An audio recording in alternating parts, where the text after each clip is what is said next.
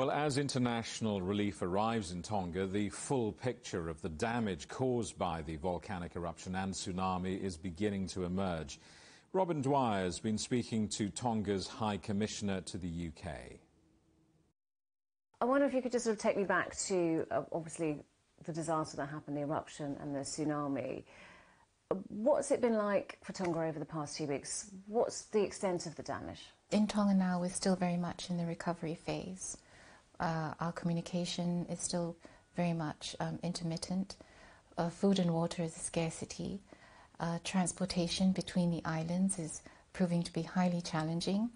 And even though we've started to receive international humanitarian assistance, we're still trying to manage that while remaining COVID-free.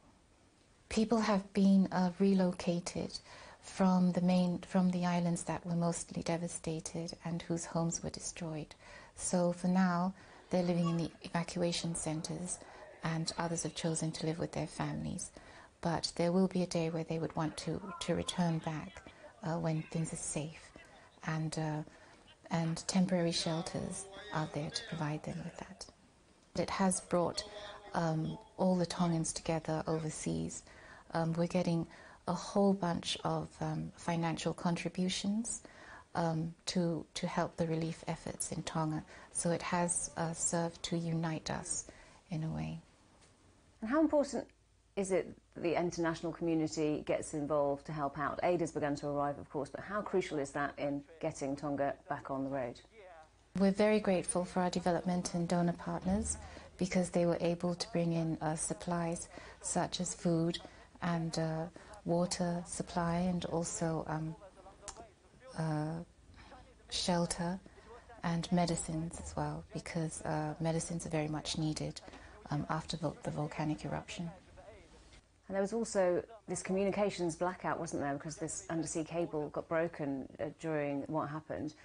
That must have been an extra layer of difficulty, actually not knowing what was going on. Yes, our two main communication networks are trying their best to be able to restore communication, but so far we have only been able to make international calls, which are quite intermittent as well, and are disrupted every 10 to 15 minutes. Internet is still down, but we're expecting a vessel soon to arrive in Tonga so that they could assess the damages and also make repairs.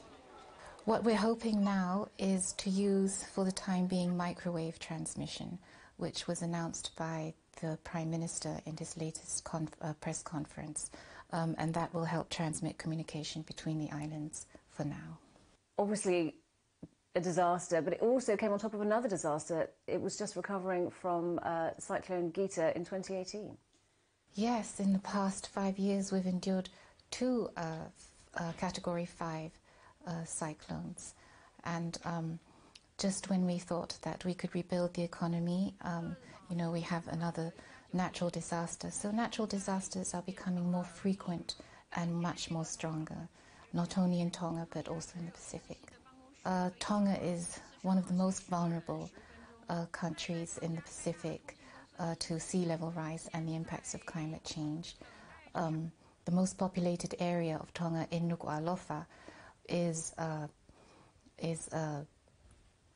probably going to be, underwater by 70 to 100 years, and so it really does impact us as a small island state.